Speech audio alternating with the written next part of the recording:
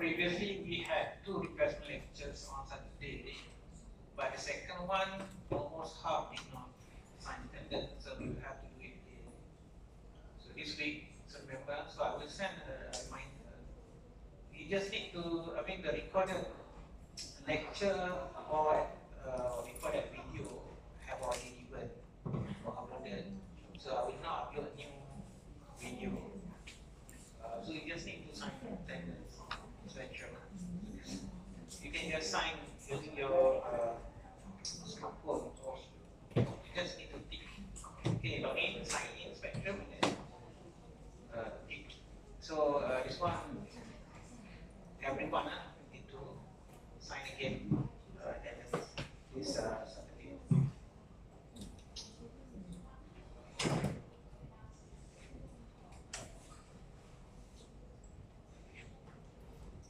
So before we go to lecture 6, so we quickly go through lab session 4. So lab session 4 consists of a number of questions, basically on the use of exponential or smoothing method, okay, to produce forecast. So here's an additional example in addition to what we had, the example that we had in lecture last week.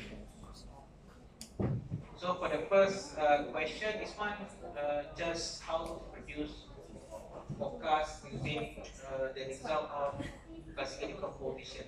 So this one in lecture, so information is coming from classical decomposition in lecture 2. Okay, so how to use the result of classical decomposition to produce forecast. So this one, in the Excel part, we have already provide answers, okay, for the additive decomposition. So this one record how additive decomposition is conducted or implemented. So what you need to do for this one, for multi-data, so record that you need to take certain moving average, meaning that you take average of the, because the multi-data for every 12 observation, and then take another average, centered moving average, take average of every 2. So you get the estimate of the trend. So one estimate of trend, and then so which is T, and then the trend, because additive you take the difference YT minus T to give you the trend values, okay, and then you take average for each of the trend value for each of months, and you get seasonal index for January, February up to December, and then you just copy and paste. You just need to do for the first year, and you copy and paste for the remaining period of data. And then normalize in order to make the average to be equal 0. Remember this one, the non we call that when we calculate the index, it is not exactly equal to 0 average. So we need to be equal to 0 for the case of additive decomposition. So it's one additive, additive. So using normalize, we got a formula given in the notes, additional notes. So we are able to normalize the index so that the average equal to 0. Okay, and then season adjusted, you remove. So YT minus. So this one either you use this one or this one. So either one is acceptable, but I think it's better. It's better using normalized index. Okay. And then you can produce forecast of adjusted. You recall back lecture 2. How to produce forecast using the result of classical decomposition. So after you calculate adjusted value, then you can estimate. Okay, estimate.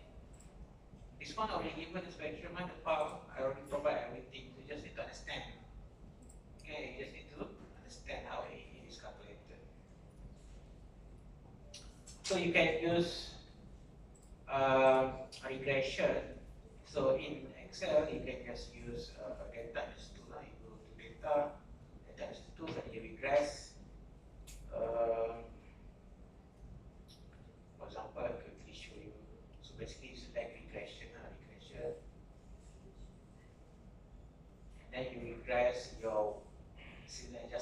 value,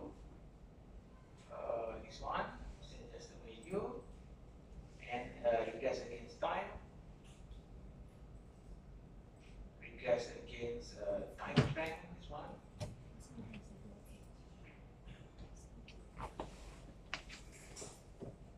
Okay, so up to this one, for this one we have up to this one. And then you should be able to get this one. So you just press OK. And then you should be able. So this one again I mentioned before, so it is just using the knowledge that you did earlier. If you have already taken economic course before, especially applied econometry. Okay. So you guys should be able to get this one, the estimate of the intercept as well as the slope coefficient, and then you can use that as the value to calculate forecast of. So this one we discussed in lecture 3, right? How to using, I mean, if you assume that's linear, the trend, using linear model, then you can just regress. You can just calculate using that estimated coefficient. So you click OK to get this one. Okay, you see output. Okay, and then using this value, we can calculate the forecast of single adjusted values. Okay, so the intercept plus slope times t, okay, and time trend, and then you can, and then you what we call that, you extend the estimate up to to cover of sample period as well. Okay, and you get forecast. So this is what we call as a forecast of single adjusted value. So because now we want to get forecast of the series. Okay, so this one is forecast of single adjusted values. You get forecast of series because this is additive decomposition. So you have to add. Okay, so forecast of single adjusted values plus the corresponding single index. Okay, so this one corresponding single index. Using normalized single index, you should be able to get forecast of. So, but this is the simple way of producing forecast using the result of classical decomposition. I mentioned before. So normally in terms of the forecast value is not as accurate as other method. Okay, as compared to exponential smoothing, okay, EDS or regression, producing forecast using the result of classical decomposition, although it's possible, but it's not accurate as other forecasting method. Okay, so this is how we produce forecast using the result of classical decomposition. So again, estimate after you perform classical decomposition, so you get just the value, and then you estimate model, and using that model to produce forecast of the value for a single period, and then you add plus as an index. Question number 2. So this one, smoothing method. So given below is the KNM rate as a percentage of the civilian level cost from the first quarter of 1974 to the third quarter of 1975. Estimate the unemployment rate in the fourth quarter of 1975 using moving average approach with K equal to 3. So K equal to 3 means that you just take the last 3 observations to calculate the forecast. Okay, so we just take average of last 3 observations and use that as a forecast for the next one. And then B, estimate the unemployment rate in the fourth quarter of 1975 using single exponential smoothing alpha equal to 0.7. So this one just an additional example, so in addition to what we had before. But previously we have longer datasets. This one shorter, so it will be easier for you to see how the coverage is done. Okay, so what you need to do, set initial value that we need that L1 equal to Y1. And then once we have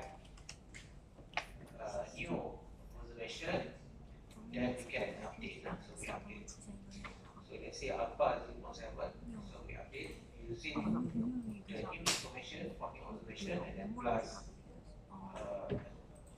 previous experiment level, and then we can use that to use forecast. For single exponential tuning, forecast value is just equal to the previous estimated for updated level. So ft plus 1 equal to lt. Okay. So your forecast supposed to be this one. Okay, forecast.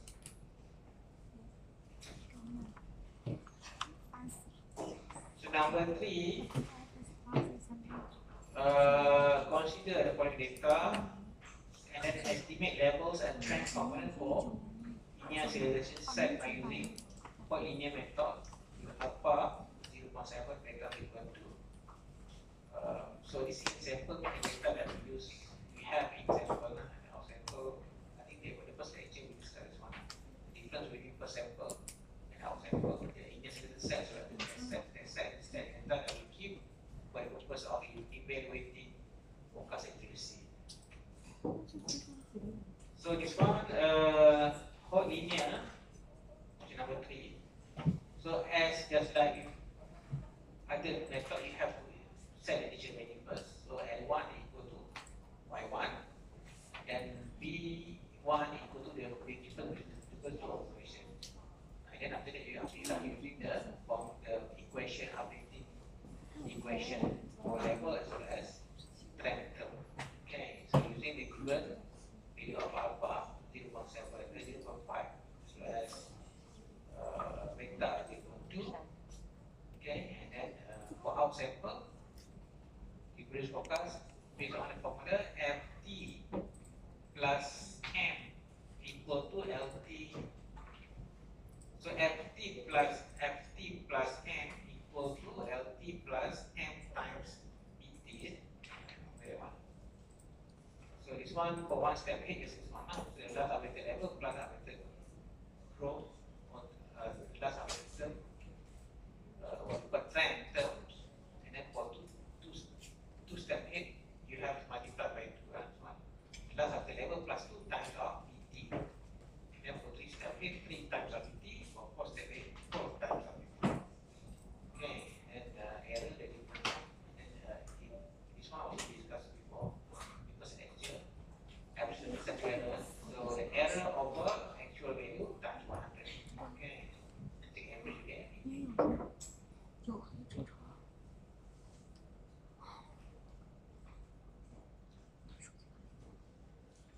So if you compare, if you perform single exponential tuning by setting alpha equal to 0.5, you get MEV equal to 2.1, which is larger than this one.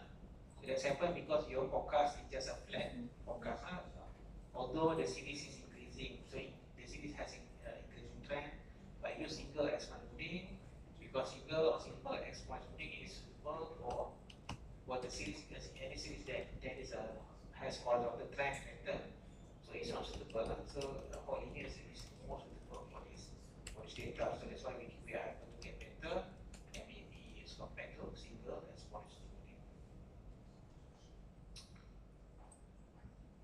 Number 4 is one for winters. Okay, for winters additive. So recall how to decide whether it's additive or manipulative. You have to check the pattern of seasonal variation, whether it has just a constant seasonal variation, magnitude, a constant magnitude of seasonal variation, or increasing as the level increasing. If increasing, then you should use manipulative. If just a constant, then you use additive.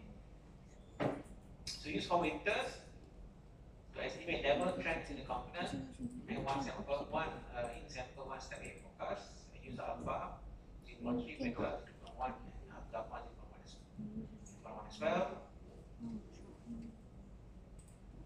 So just like before us, we have to set the initial value, but for winters like for manual approach, for manual calculation, so you not start from the first one, you start from the LS and S.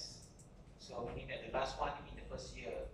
So L2 in this we have 2. So this example we have binomial, same annual. So meaning that 1 year we have 2 observations. So here, okay, so you take average of the first 2, and then for the growth you take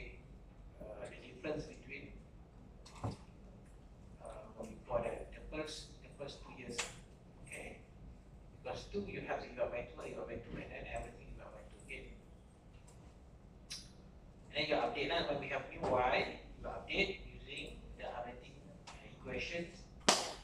Okay, and then you update the pt as well. This one you also need to calculate this one, the sibling tax. Okay, sibling tax for additive. For vectors additive, so you just minus. For vectors multiplicative, you take ratio required. Okay, and then you can produce forecast. So this one you can see that forecast is just ft plus m equal to lt plus m times pt plus st. Okay, so one step ahead is one, two step ahead you just need to multiply pt with 2, 3 step ahead multiply with 3, and then 4 step ahead by 4. So you have to choose the correct one for the st. Okay, for example this one, but the next one you have to repeat or recycle the previous one. Okay.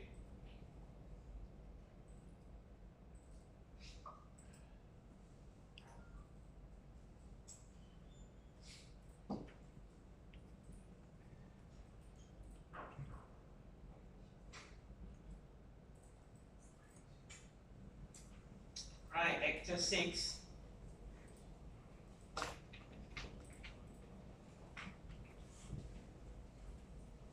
So today we discuss on how to characterize cycles, so meaning that how to evaluate relationship between different observations within the same time series data. So within you have time series data, how to evaluate estimate relationship between current value of series and the previous value of the same series. Okay, using ACF autocorrelation function as well as PCF partial correlation function.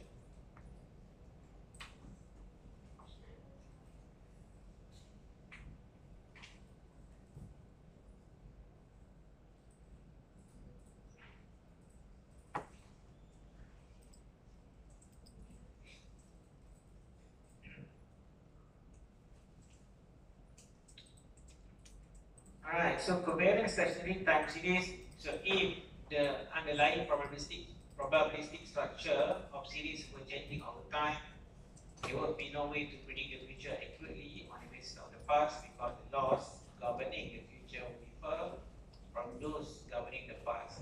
So if we want to forecast a series at a minimum, we would like it means and its covariance structure, that is the covariance between current and past values to be stable over time. In which case we see that this is covariant stationary. Okay, so still, of course in this case we want to use forecast for the forecast of the future value of the same series. So that if we want to produce forecast, we need to have what we call systematic pattern of the series. So as mentioned here, so we need to be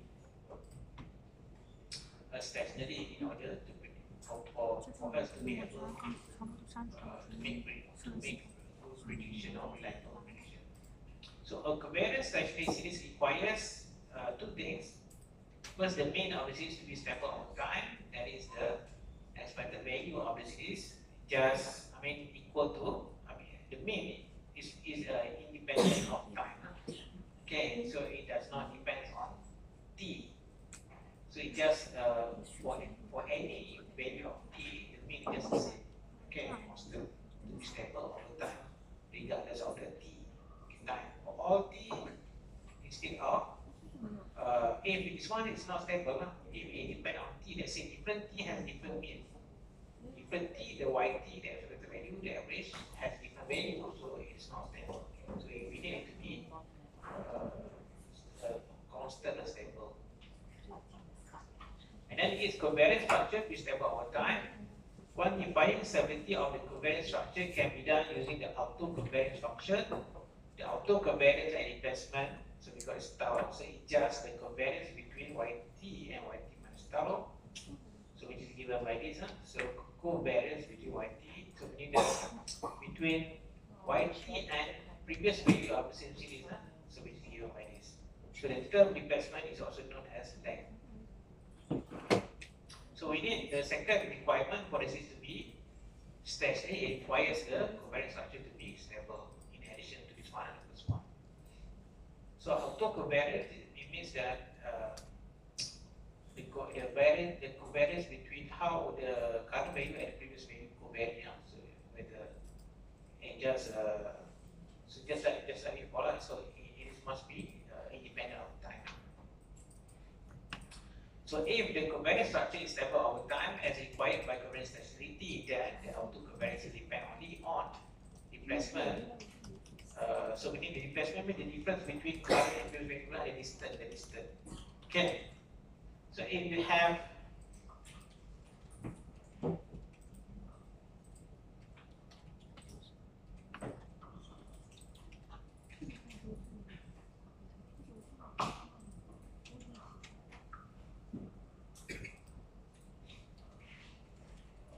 so just like before, so let's say you have YT, your data, and now you have a data, a series of data YT. So you have Y1.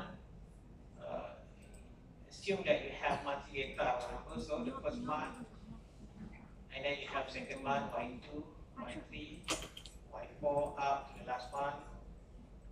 Normally you use T to represent sample size. So you have YT, and then YT minus 1 is the previous value. So you have YT and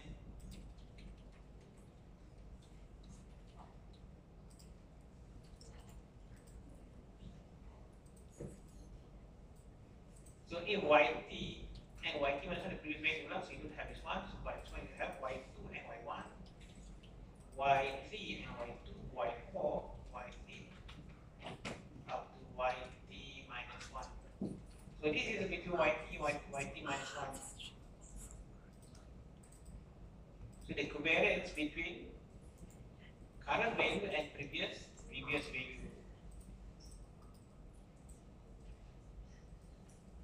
And also we can have YT and YT minus 2. So this one, if let's say between YT and YT minus 1, then it says that the covariance between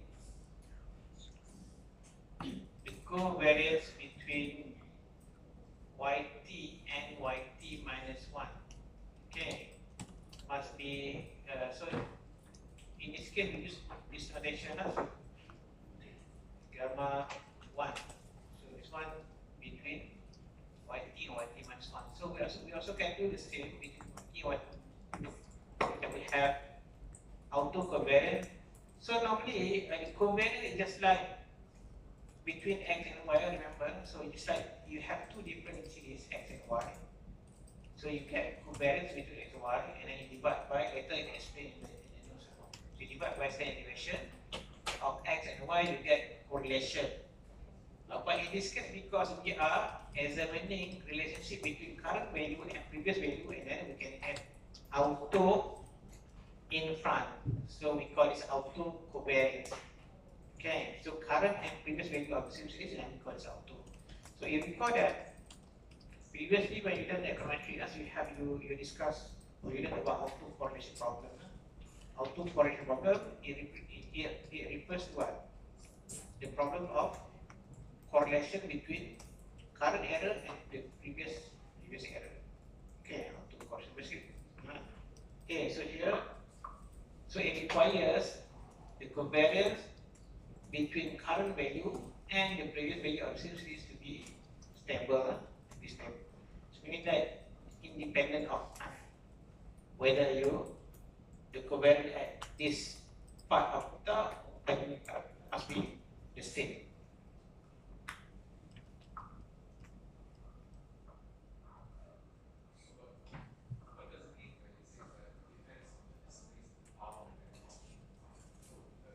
It depends on the distance between them. So the covariance just depends on the distance between. So this is the distance between YT and the previous one. But then you also can have YT and YT minus 2, meaning that the YT and YT minus 2. So you have, okay, just ignore this one. Let's say this one between YT and YT minus 1. So you also can have YT and YT minus 2, meaning this and this. So you don't have the first two. So Y3 and y1, y4, y2, and then yt. So it requires that the covariant autocovariant only depends on the distance. So meaning that between this and this you have certain value,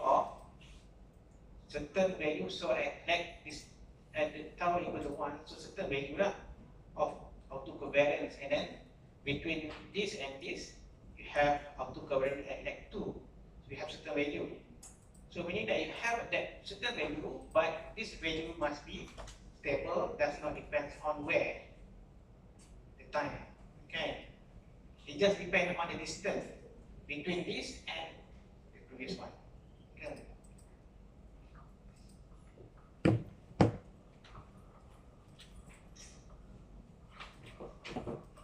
So again, if the covariance structure is stable over time, by covariance speciality, then the autocovariance depend only on displacement or distance, not on time. And we write, we can rewrite like this. Meaning that do not depend on the time t.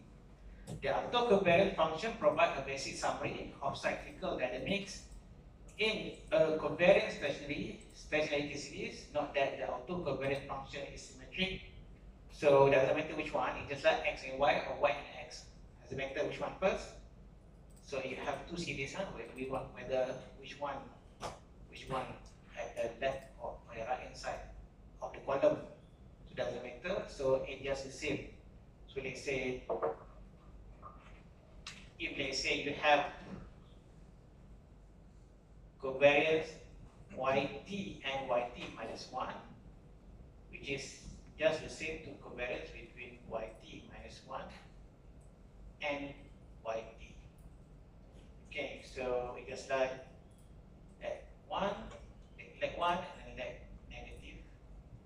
negative 1. Okay, just the same. So note that the autocovariant function is symmetric, that is given as this now. Okay. Typically, we will consider only non-negative values because just so we can just consider the positive values. Also note that autocovariant at leg 0, so meaning that yt and yt minus 0 lah, leg 0 yt and yt minus 0, the same series lah. Okay, autocovariant 0 series lah, yt and yt minus 0, yt lah. So yt and yt minus 0,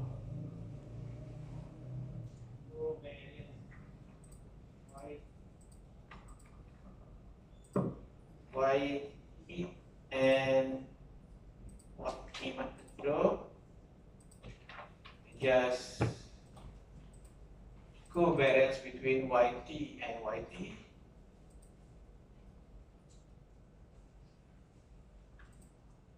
So autocovariant at 0 is equal to variance.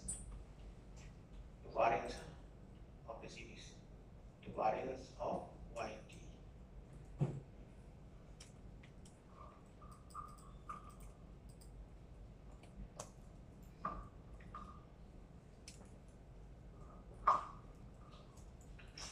And then recall that the correlation between two random variables. So recall that this one you learned earlier in other specific courses. Okay, so about correlation. Correlation, you have two separate series x and y. You have x, you have y.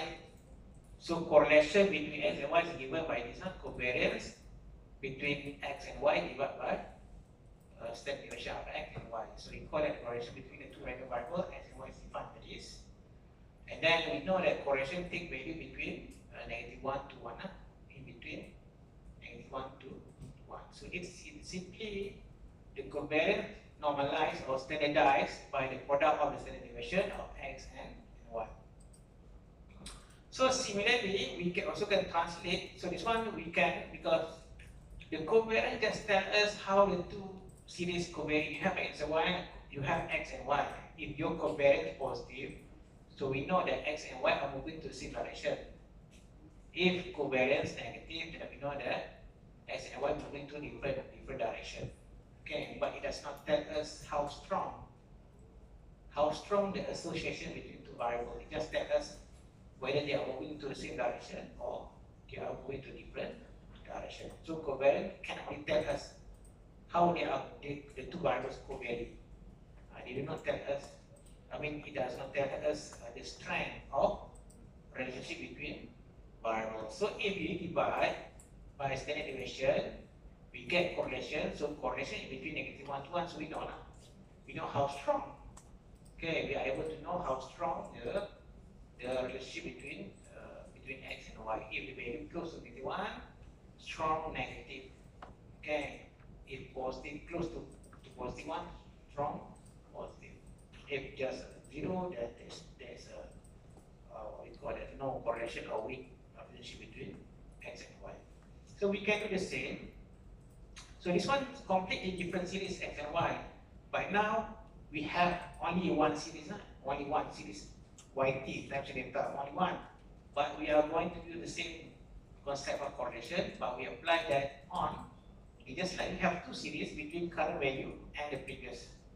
Okay, current value is our first series, previous value is another, just like x and y, x and y.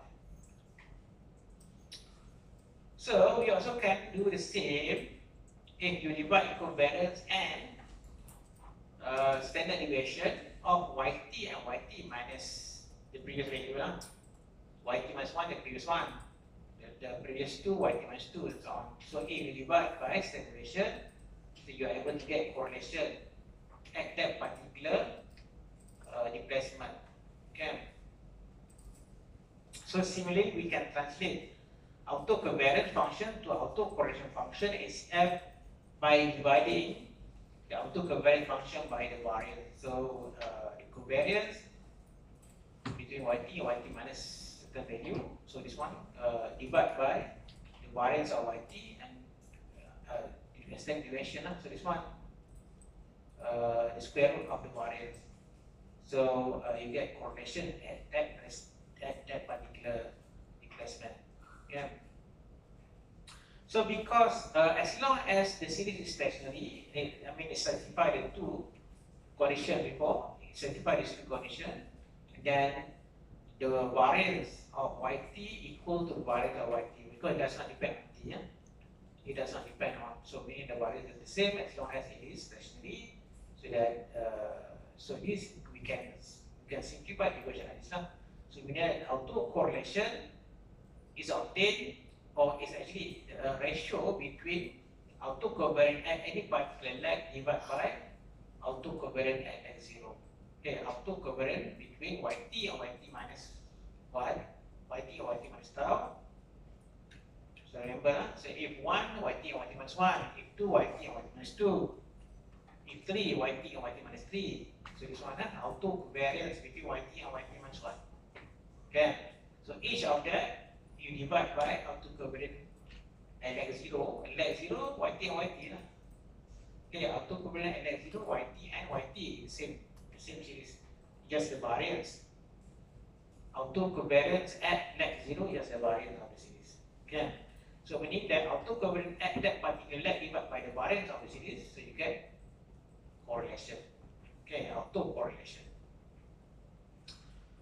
So by covariance stationarity, so this just equal to this one or this one. So note that you always have autocorrelation at leg 0 equal to 1, because the variance divided by variance 0 equal to 1, not 0, 1. So the variance divided by variance. So automatically leg 0 just variance of series divided by variance of the same series, okay, equal to 1. So the correlation at leg 0 means that between yt and yt. You just like correlation between the same series yt and the same yt. It is 1 correlation. As kind of correlation, if you have x and x, the same series, correlation 1. Yeah. So because any series is perfectly correlated with itself, thus the autocorrelation at placement 0 is not of our interest, because we know that it's always equal to 1. So only autocorrelation beyond the placement 0 informs us about a series dynamic structure. Okay, so that's the theoretical correlation for the just like population and sample. So this one for population, but normally we don't know the true value. Just like mu, sample mean, population mean mu, and the x bar for sample mean. So this is theoretical for population, theoretical symbol or correlation for population. So for sample, so we can calculate now. We take a sample, we have a sample, then we can calculate. Suppose we have a sample of data on a time series and we do not know the true model that generated the data or the mean or autocorrelation function associated with the true model. Instead, we want to use the data to estimate the mean and autocorrelation function, which we might then use to help us learn about the underlying dynamics and to decide on a suitable model or set of model to fit the data. So the autocorrelation at investment, any investment like 1, like 2, like 3, and so on for the covariance stationary series is given by this. Okay, so the autocorrelation given by this. So the estimator viewed as a function of the investment is called the sample autocorrelation function or choreogram. So given a sample of size t, and then we can you can calculate sample autocorrelation using this formula. So you take the difference between, so you have y and yt minus y. Let's say yt and yt minus 1. So you need first to calculate the difference between or deviation between each series and the value of each series and the mean. Okay, and then you multiply, so you get 1 and divide by the sum of square yt minus y bar. So the y bar is the average, not average. So choreogram is the series of autocorrelation for leg 1 and 2 and 3 and so on. So that one we got choreogram. Later we just produce choreogram using user. So you have this one, your investment. So you have 1, 2, 3, 4. So you have any value, for example, sample.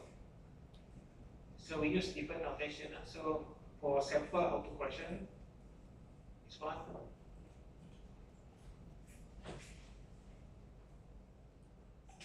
So this is what we call as choreogram. Let's say we have something like this.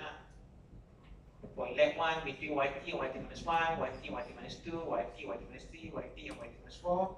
So you can produce a diagram like this. So we call it as a choreogram.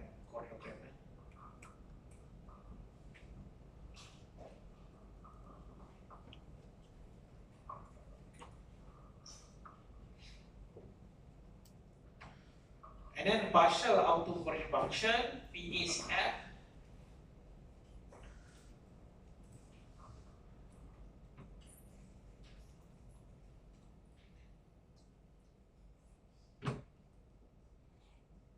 Maybe I show example.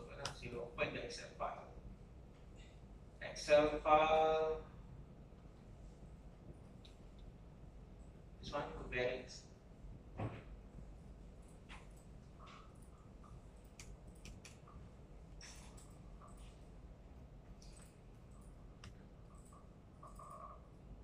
So again, in order to correctly evaluate autocovariance or as well as autocorrelation, so we need first to ensure that it is stationary. So that is important later on when we construct ARMA model. It requires it to be stationary first. So we discuss how to perform stationary test using unique test, for example, in order to make sure series stationary before you can evaluate the sample ACF, sample PACF, sample autocorrelation function as well as sample partial autocorrelation function. So here we have two example of series times data. So the first one is not stationary, so we put it as trend. So this one it has turned. So it means it does not certify the first, at least the first position because it take the mean. Let's say you calculate it to, so the mean here is smaller or lower than this. Okay, the mean. And then you see that autocovariance, you take example of autocovariance. I mean the mean, you take average of all, you get this one, and average of the first 3 years, average of the last 3 years, you see the difference. Huh? So it's not stable. It's not stable. The mean not stable. It depends on t. Okay, so this one not stationary. Yeah, not stationary. And then covariance. If you take this one, covariance LX0, YT and YT the same series. Huh? Okay, YT and YT also different. It depends on t. But this one can be considered as stationary. Okay, so you see the value of the mean quite similar. So meaning that different t, quite similar value of the mean as well as covariance. This one just take example of covariance LX0, YT and YT. Okay. So to calculate sample autocorrelation based on the given formula, this one, all you have to do, you have to calculate this one first. What's one first? YT and the average, YT, Y bar, and then take sum, you get this one. So this one, each of these minus average, Y bar, and then you square each of that and then take sum, so you get the lower part of the equation. Okay, and then for the above, the numerator, it depends on t. So YT and YT adjust the variance. So we are, but so we need to. I mean, we are more interested with the replacement greater than 0, so 1, 2, 3, and so on. So if at leg 0, autocorrect leg 0, the same series. Say YT and YT minus 0. YT and YT minus 0, the same series. Okay, YT is 1 and YT minus 0, the same series. So if you calculate using the given formula, YT minus Y bar, YT minus tau minus Y bar, and then you multiply, you take sum, and then this one you divide by this, you get equal to 1. So autocorrelation at equal 0 is just the variance. Sorry, the covariance is the variance, but you divide the variance by variance, you get equal to 1 correlation. Okay, so at leg 1, YT and YT minus 1. So this is your YT, and then YT minus 1, the previous value. So YT minus 1, this, so we can remove, we can clear the first row. So YT and YT minus 1. YT and the previous value YT minus 1. Okay, and use the same formula. You calculate and you get we get autocovariant at leg 1 is 1, and then you divide this and this, so you get autocorrelation 0.0532. Okay, and then we do the same for leg 2, YT minus 2, YT and YT minus 2. So this is YT minus 1, YT minus 2.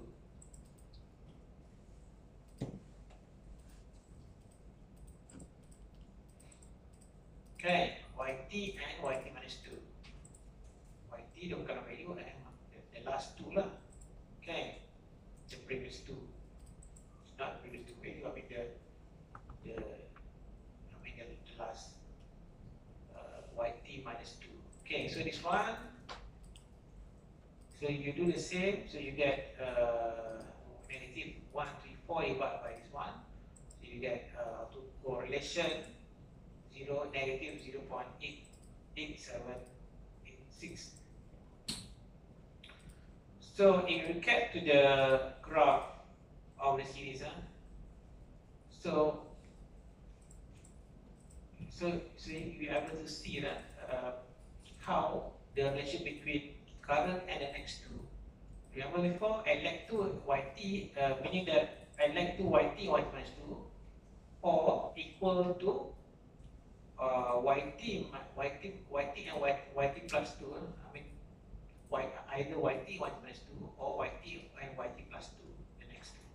Okay, so yt and yt plus 2, yt and yt plus 2, the next two. So you can see that negative and negative quite close to 1. So negative, quite strong negative correlation between yt and the last two, yt minus 2. And so we need that this one, each of these, if the current value, large value, the next value, small value. If the current value, small value, the next value, large value. Okay, negative and negative. And if you produce scatter plot, so normally scatter plot x and y, x first. So the previous value, because this one we want to see the previous value determine the next value, so we should take this one first. Just like your x variable and your y, x and y.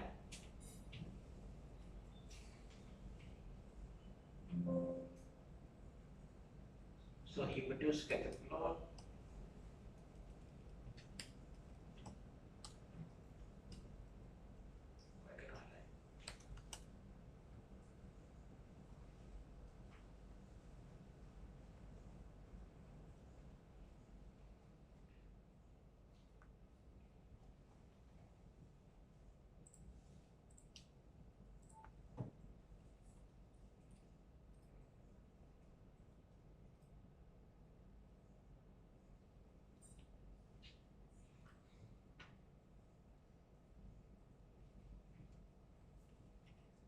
So this is our x,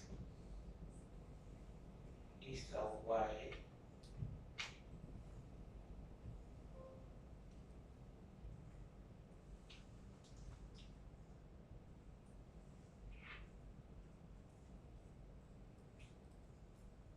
So you can see as, so your x is the current value.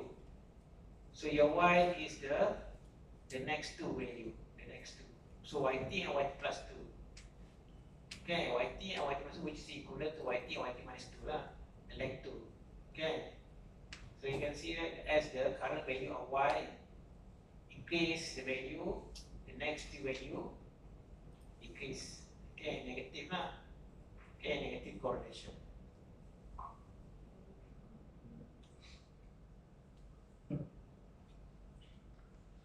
So you're going to do the same for the other leg, replacement 3. So this one, so yt minus 3. So we get small, negative and weak relationship. So we need the current and the next 3. So this yt plus 1, 2 plus 3. So basically just negative weak relationship lah. Okay, and then yt minus 4.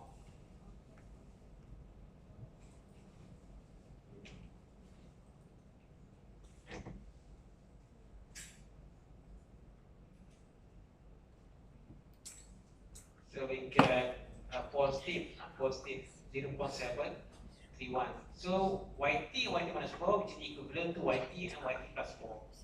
So current value is this yt, the next 4, 1, 2, 3, 4. Okay, and then if this is your yt, the next 4, 1, 2, 3, 4. So we need that if the current value is small value, the next 4 also small value. If the current value large value, the next 4 also large value. So positive, strong, positive. Okay. So into the same, we produce scatter plot just like before.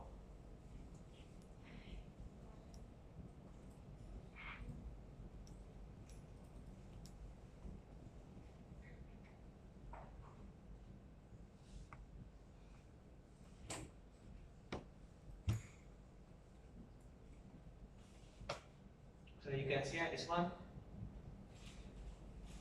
So this one, as the current value of y increase, the next 4 values of the same series increase as well.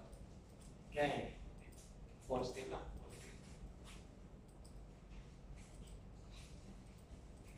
So that's how we use autocorrelation function to evaluate or estimate how the current value of the series related to the previous value of the same series. Okay. That correlation between current and previous value. Now we have another one we call as partial autocorrelation function PACF. So the partial autocorrelation function PACF is sometimes useful as well. The autocorrelation and partial autocorrelation are auto-related differ in an important way. The autocorrelation are just the simple or regular correlation between YT and YT minus certain value lah. The partial autocorrelation on the other hand measure the association between YT and YT minus tau after controlling for the effects of YT minus 1, YT minus 2 up. So which basically the series in between them lah. So as with the autocorrelation, we often graph the partial autocorrelation as a function of the investment of tau and examine their qualitative shape. So in general, a partial correlation is a conditional correlation. It is the correlation between two variables under the assumption that we know and take into account the values of some other set of variables. For instance, consider a regression context in which y is a response variable, x1 response variable, dependent variable, and x1, x2, and x3 are predicted variable or independent variable.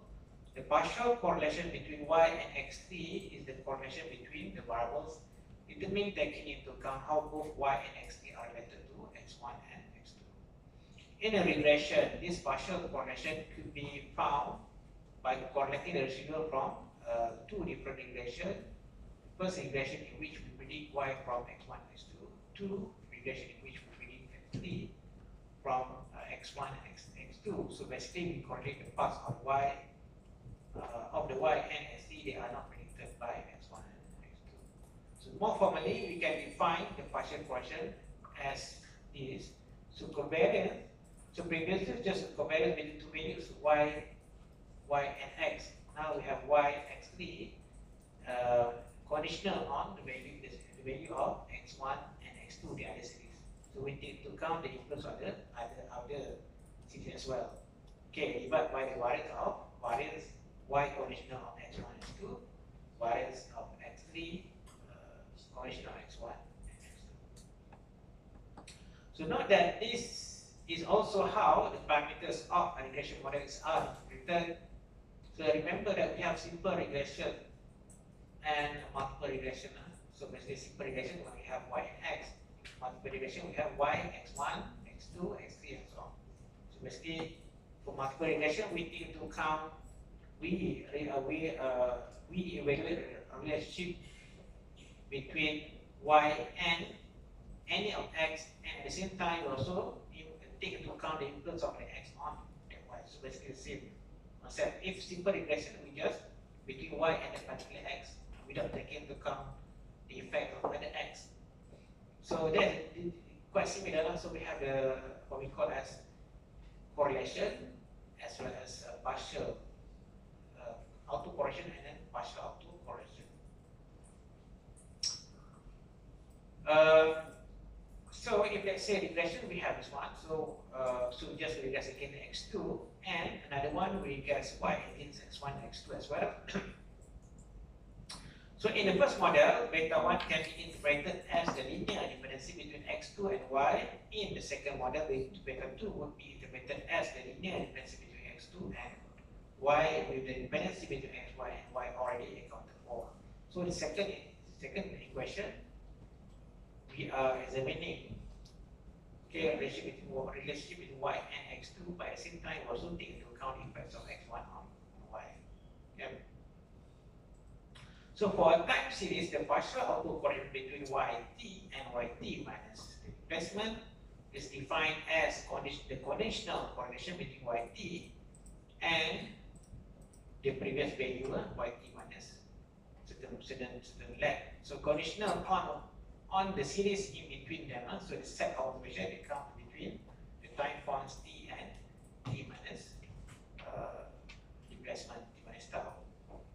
So the first order partial autocorrelation will be defined to equal the first order autocorrelation because because we don't have any series in between them. So yt and yt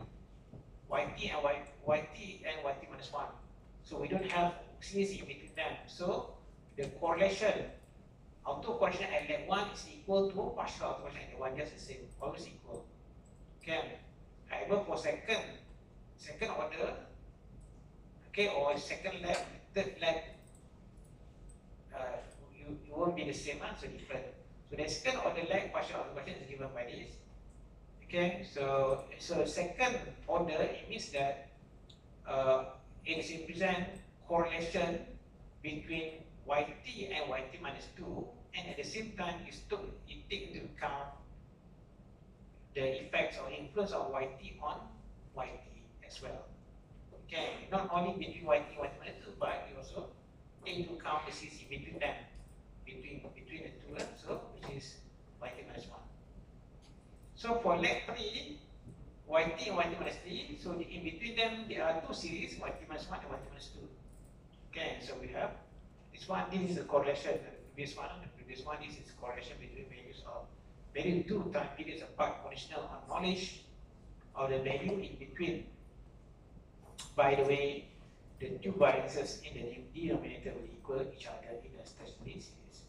The third order between yt and yt minus 3, at the same time we take into account yt minus 1 and yt minus 2 as well, and so on for any lag. Okay. So typically, metric manipulation having to do with the covariance metric of a multivariate distribution are used to make estimate of the partial autocorrelation. So this one, to calculate partial autocorrelation is quite tedious. It's not as easy as the correlation, just like how we did just now. So it's not that difficult.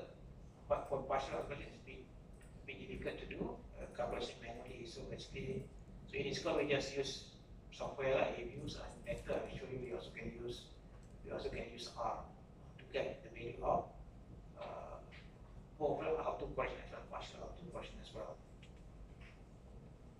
So basically, if you use metric, then we can get the, but we are not going to do that, so it's quite tedious to do.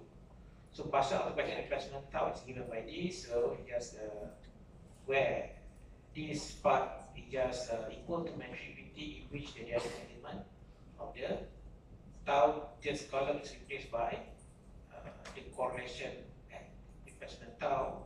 So this what we call that the straight line, the one that represent determinant. So since this can be applied for various order of tau, in the end we obtain a partial autocorrelation function PACF. From definition, there is no difference between PACF and ACF of order 1 because order 1 between yt and yt minus 1, so there is no other series in between them. So just yt and yt minus 1. So meaning that just the same, we get autocorrelation the same at that one. For order 2, you calculate using this one.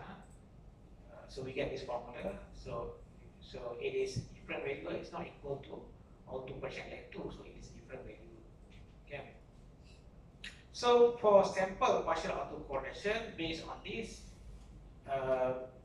meaning that if you have estimate of autocorrelation, then we are able to get estimate of the sample partial autocorrelation as well. Okay, so using the estimated sample autocorrelation. So at lag 1 is the same, at lag 2, but lag 3, 4, and so on, be difficult to calculate. So we just use software AViews. So sample partial autocorrelation can be computed using sample autocorrelation. So for instance, sample partial autocorrelation at replacement 1 and 2 is given here. So that one always the same. So if you, okay, later we have an example. Okay, so I will show you how to get sample partial autocorrelation using AViews. Okay, so Whitener process. What is Whitener process? The simplest of all time series process is the fundamental building block from which all others are constructed. Suppose the series, what we call that, they just equal, let's say yt, the series yt, the series observed series is just equal to epsilon t, and epsilon t is a Y0 process. Okay, where y denote the observed series of interest, and the short epsilon t is uncorrelated over time. So if epsilon t is uncorrelated, meaning that each value of the series of epsilon t is not correlated with the previous value of series. So uncorrelated or strictly uncorrelated, so meaning that each value of the series is just random. It does not relate to the previous value of the same series. So we say that epsilon t is serially uncorrelated, and hence yt is also serially uncorrelated, because yt equal to epsilon t.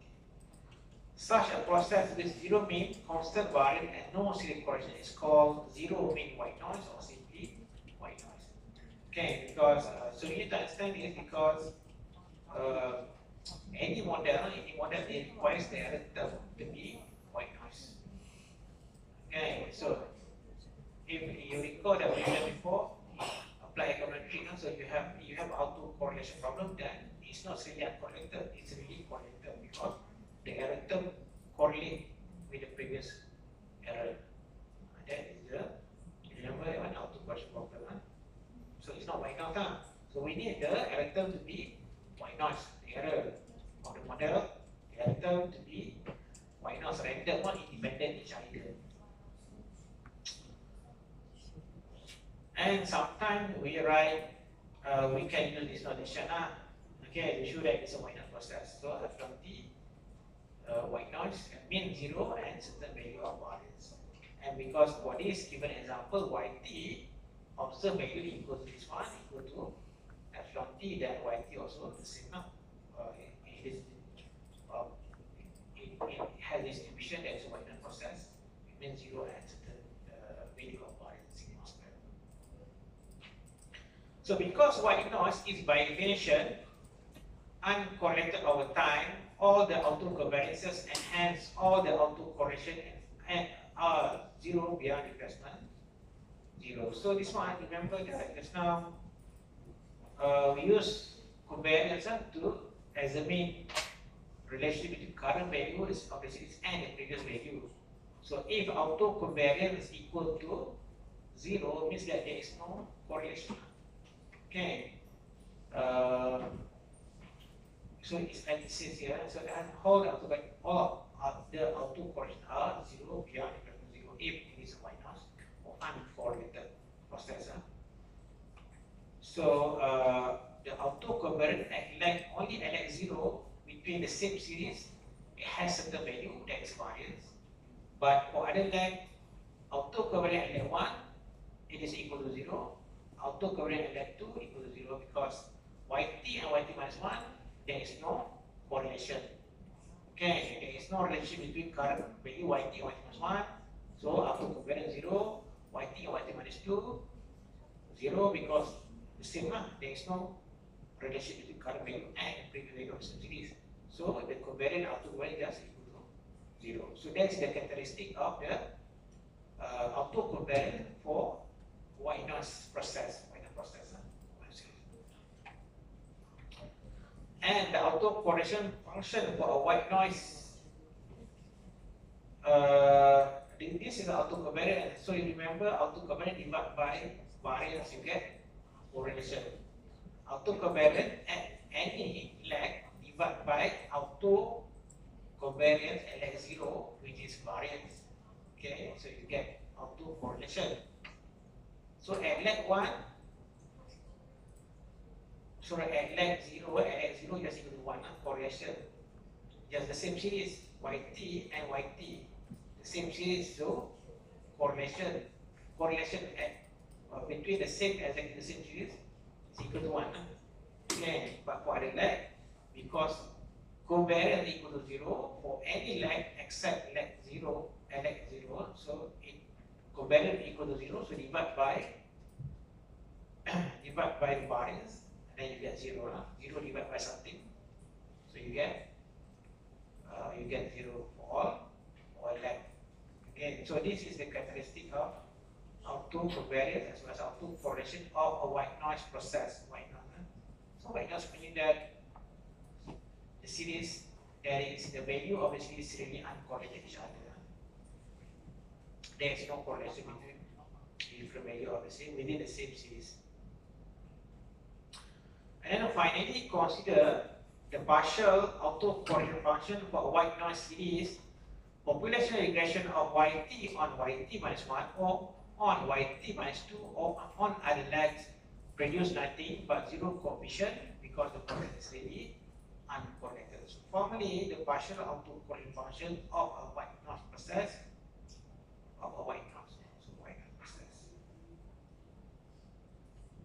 is given by this okay. So at leg 0 impossible. So just like regression yt to regress against the same series, so no point to do that. Okay. So you regress yt and yt minus 1. So if there is, for the case of series that is really uncorrelated, 0, you regress something not related. Okay, you get 0, and then 1, and 2, and 3, and so on. Okay. Alright, so Haber's testing. How to perform Haber's testing in order to decide? So you have that one, the theoretical, that one described as not historical the theoretical autocorrelation as well as partial autocorrelation for white noise process. If you have a series, how to decide? How to make conclusion whether the series can be considered a white noise process or not. Okay, so we need to perform Haber's testing on inference for the autocorrelation and partial autocorrelation function. So it is often of interest to assess whether a series is reasonably approximated as white noise, which is to say whether all its autocorrelation are 0 in population. If a series is white noise, then the distribution of the sample autocorrelation in last sample is given by this. So it's normally distributed for last sample with mean equal to 0 and variance equal to 1 over sample size. So T sample size, T is the sample size. So if you see the white noise process, the autocorrelation sample of the sampling distribution for sample autocorrelation supposed to follow normal distribution between 0 and variance equal to 1 over sample size. So thus, if the series is a white noise, then approximately 95% of the sample autocorrelation should fall in the interval of 1 plus minus 2 times 2 over square root of sample size. So in practice, when we plot the sample autocorrelation for a sample of data, we typically include the 2 standard error bands, which are useful for making informal graphical assessment of whether and how the series deviate from white noise. So the two standard error bands, although they are useful, only provide 95% bound for the sample autocorrelation. This one the joint test. You can perform the Haber's individually for each of the autocorrelation. So for example, this one.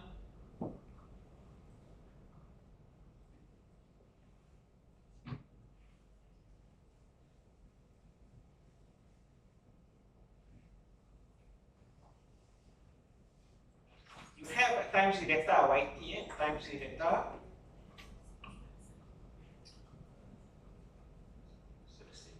So yt, so y1, y2, up to yt, the last one.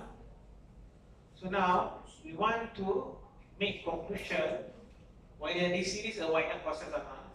White noise process or not. White noise means that each of these values is independent each other.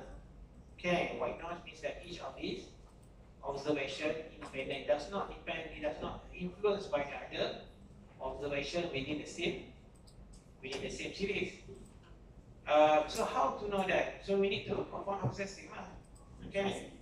In order to know whether it is random values of series or not, to perform house testing. So uh, we can perform the test separately for each of the correlation, auto-correlation, or we perform a test for joint house testing for all. So for example, you can perform tests for, so the null hypothesis, auto correlation at leg 1 between yt and yt minus 1 equal to 0, alternative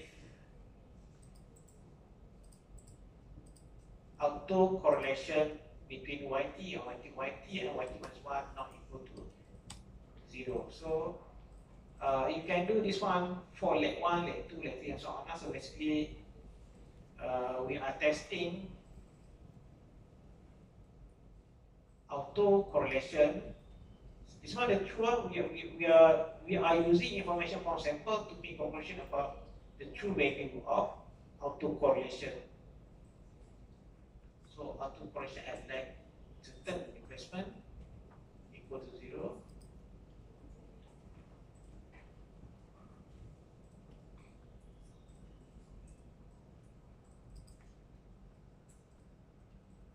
Not equal to. So how to decide whether we should reject or do not reject analysis? You compare. So after you use the formula that we discussed earlier, you get estimate of sample autocorrelation and estimate of the correlation. At that one, you get so you have this at that one certain value, and then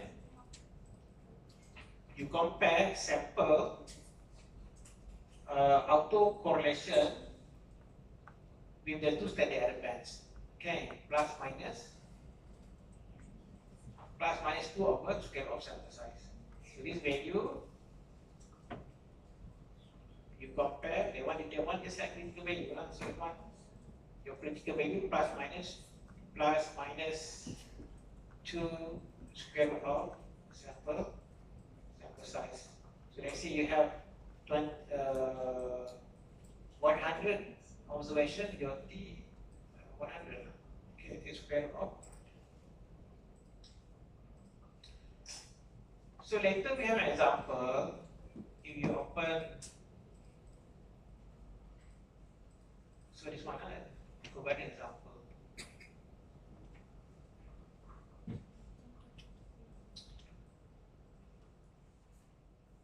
So this is we have.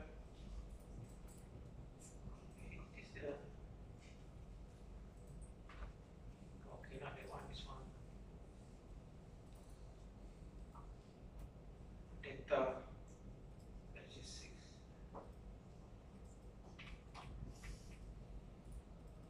But this one is not really correlated. So this one is not white noise.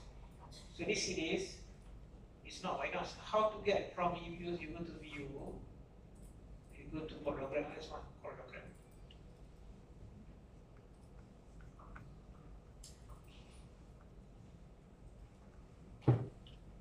Okay. So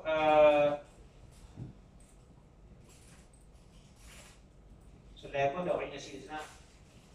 So you see that it's all because correlogram.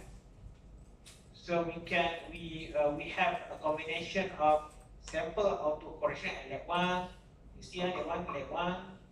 Leg 1 means what? Between yt and yt minus 1. Leg 2 yt and yt minus 2. Leg 3 yt and yt minus 3. Current value and the previous value of the same series.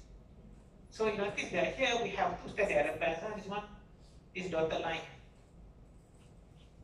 This is two standard error band. It is plus minus 2 over the square root of sample size. So in our example, plus minus 2 over the square root of 128.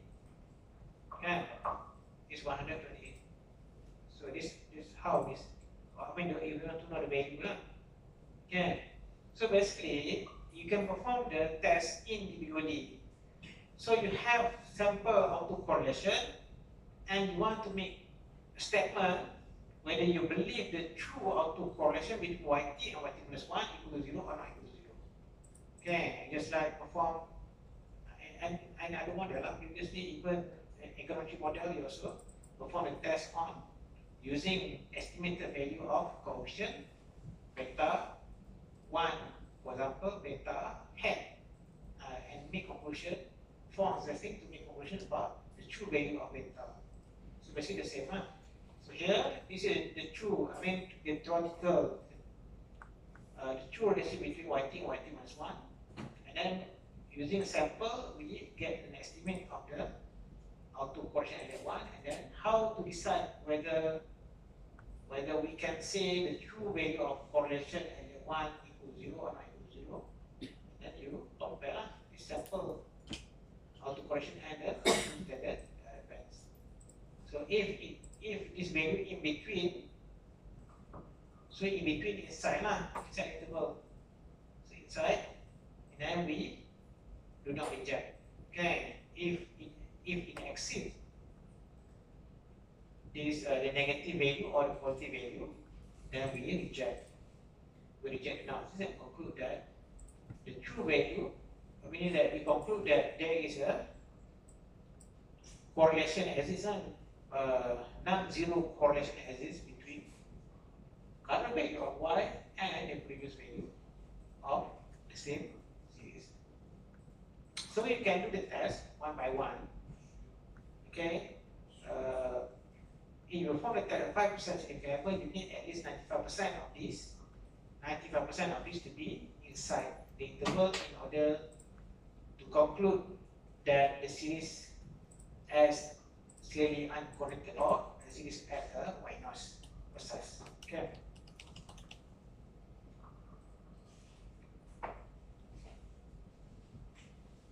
So again, so approximately 95% of sample autocorrelation should fall in the interval of within the interval in order for us to do not reject the null hypothesis and conclude that the series is white noise process.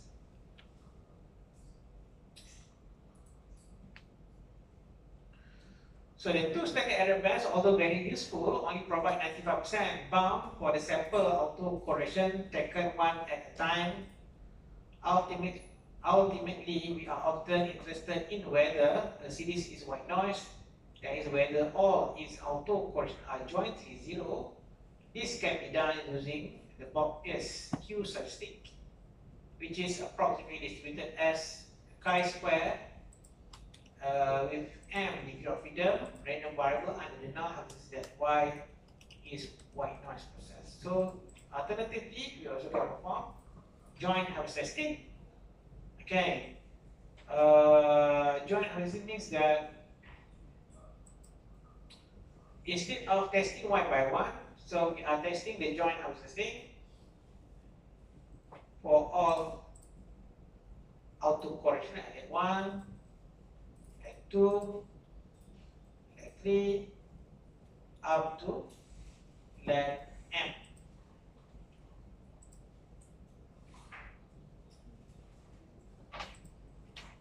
So here we use m. Okay, m is the last one. Let's say you are testing up to length 12, for example, then you m 12. Okay. So alternative at least one,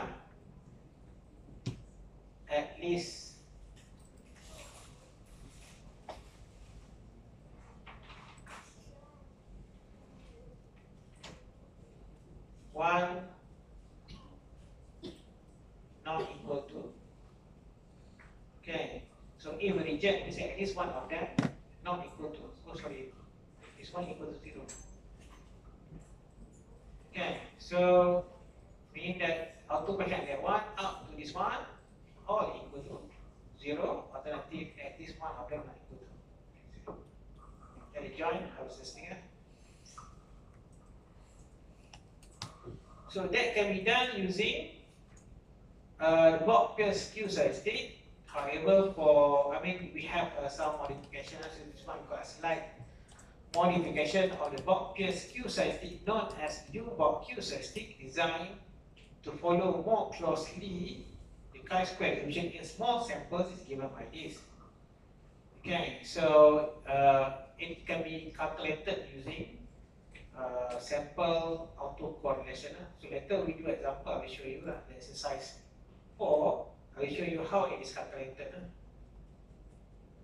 manually. But again, usually you don't need to calculate manually. Now you can just use. Okay. So under the null hypothesis that Y is white noise, the Q, the new Bock statistic, is approximately distributed as a chi-square with M degree of freedom random variable, and as M grows relative to the sample size. Okay, the quality of the distributional approximation deteriorates thus in practice, focusing on M in the neighborhood of the square root of sample size of the reasonable.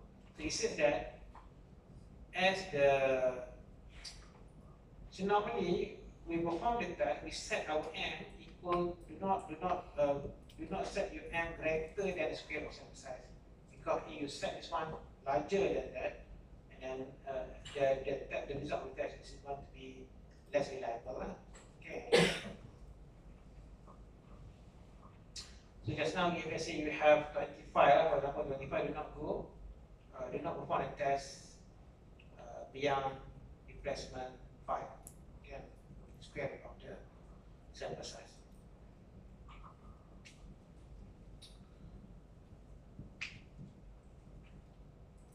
So if you refer to this example, the earlier example, so this is autocorrelation, this is partial autocorrelation. So recall that the autocorrelation, this one, it represents correlation between YT and YT minus, depends on this one. So one YT and YT minus 1, this one YT and YT minus 2, YT, the autocorrelation, sample autocorrelation between YT and YT minus 3, sample autocorrelation YT and YT minus 4, and so on. So this one partial, this one autocorrelation between YT, between two series, YT and YT minus 1.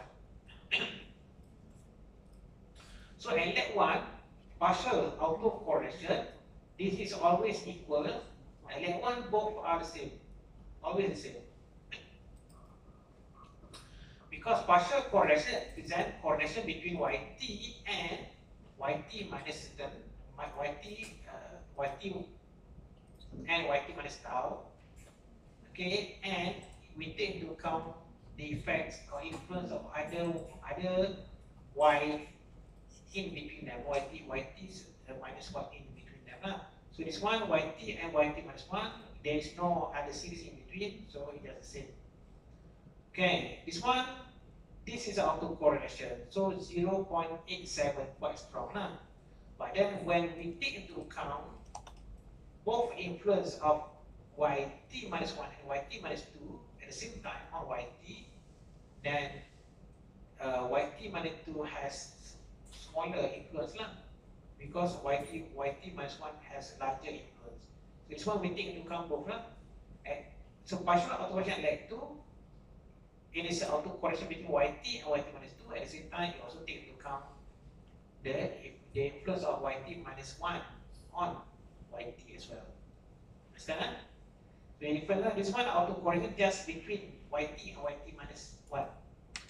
Autocorrelation, but partial autocorrelation between YT and YT minus this one, YT minus the lag, and at the same time you take into account the influence of YT minus in between them, the series, in between. Okay. It's just like regression, multiple regression, and it's just like simple regression versus multiple regression. This one just like simple regression, meaning that YT and YT minus 1, each of them, just two series.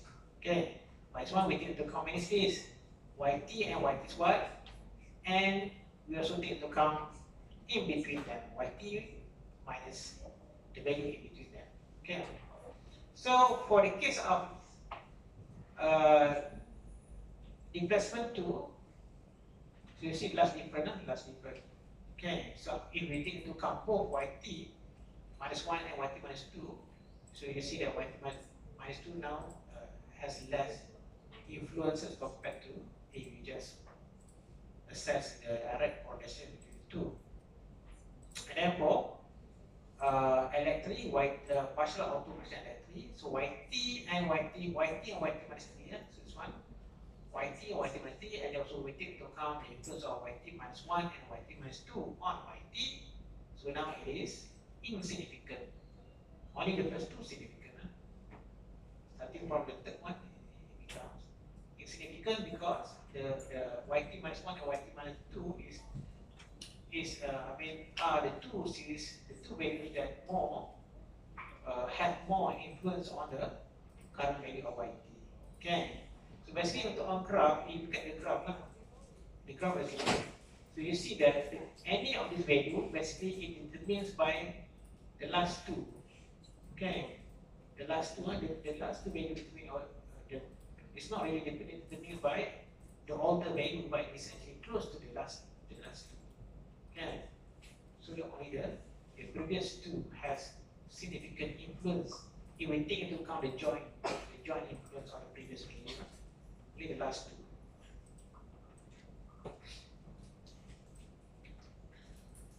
So just now, so you can perform the test individually by comparing each of these and the two standard error one by one, or you also can perform the test, perform the joint test. So for let's say this one we have 128. Okay, so if you square root of that, you get around. So previously, for the first approach, if you perform the test individually, you need at least, let's say you say, we calculate, so the square root of 128. So we get about 11. Okay, so we just look at the first 11. So do not perform the test beyond that because it's no longer reliable. Okay. So you perform the test individual using individual setting. So you need to have at least 95 of these to be inside the interval in order to say this to be white noise. But this one not white noise, because most of them are exit outside the interval. Or you can perform the test jointly. So you perform the test up to 11, for example. Okay. And then what you need to do, you can use the test statistic Q stat given here. So Q stat is calculated using this formula. So basically it's calculated using sample auto correlation. So later I'll show you an example how it's calculated using example given in this exercise 4. So basically it's how it's calculated using this formula. So we get this one. So at 11, test statistic 517.12. If you don't have P value, you need to compare to it. You compute them from chi-square table. It follows the chi-square distribution. So you go to, so this one, degree of freedom M is equal to 11. 11, so chi-square table. 5%, 0.05, 11. This one now. 19. So critical value 19 from 6.7.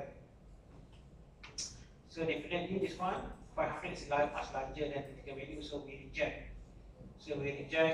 So conclude that at least one of 2%, like 1, like 2, like 3 of 11, at least one of them not equal to 0. So meaning that it's not white out.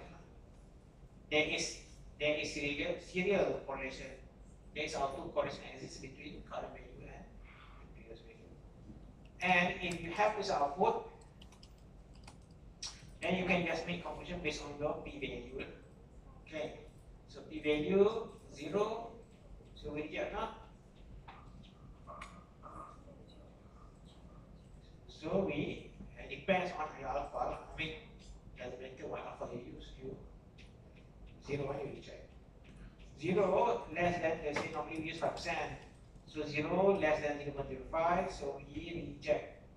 Reject analysis and conclude that at least one of these not equal to 0. So basically it's not white noise for this one. Okay, what is a given data? This is not white noise. So it is really correlated.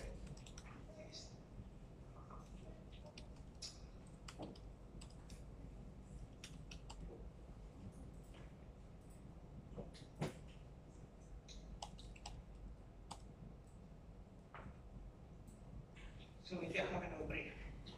Then we continue. We only have two things. I think we can finish very quickly. So after break, just let's see how long we need to take time to discuss. I think just quite short. Okay, just have an hour. We continue at 8 p.m. We'll try to finish at 8, but I know that some of you want to catch lunch before 9 p.m. Right?